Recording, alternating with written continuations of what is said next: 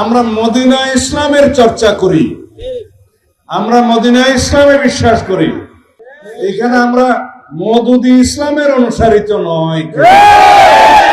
মুখে দাড়িটা পর্যন্ত নাই, বয়সে বুড়া হয়ে গেছে, মুখে এই বয়সে এসেও দাড়ি রাখার গরজটাও হয় নাই। সুন্দর গর্বের সাথে বলে আমরা ওই ইসলাম চাই না, আমরা খালি মদিনার ইসলাম চাই। তো মদিনার ইসলাম কি তোমার ব্যক্তি জীবনে এগুলো শিখিয়েছে?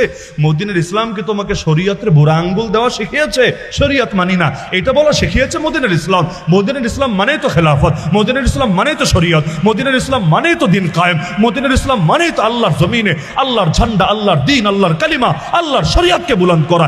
এর বাইরে মদিনার ইসলাম দূরের কথা, মক্কার ইসলাম, তায়েফের ইসলাম কোনো কিছুই তো হতে পারে না। ইসলামের ভার্সন সেরফ একটা, লা ইলাহা ইল্লাল্লাহ, এক আল্লাহ ছাড়া দ্বিতীয় কারো আনুগত্য চলবে না। মসজিদেও আনুগত্য চলবে আল্লাহর, মাদ্রাসায় আনুগত্য চলবে আল্লাহর, সংসদেও আনুগত্য চলবে আল্লাহর, কোর্টেও আনুগত্য চলবে আল্লাহর, থানায়ও আনুগত্য চলবে আল্লাহর, প্রতিটা সেক্টরে সেক্টরে আনুগত্য চলবে আল্লাহর। যে মানে তার মুখে লা ইলাহা ইল্লাল্লাহ সাজে, আর যে মনে করে নামাজের খোদা একজন, রাজনীতির খোদা আরেকজন, রোজার খোদা একজন, অর্থনীতির খোদা আরেকজন, হজের খোদা একজন, বিচারাচারের খোদা আরেকজন। এজন্য কোরআন দিয়ে নামাজ পড়বো সমস্যা নাই, কিন্তু কোরআন দিয়ে বিচার করতে রাজি নাই, এইরকম কেউ যদি হয়, দুই নৌকায় এভাবে কেউ যদি পা রেখে যায়, সে লা ইলাহা ইল্লাল্লাহ বলতে বলতে মুখে ফেনা তুলে ফেললো, নিঃসন্দেহে সে বেঈমান বেঈমান বেঈমান।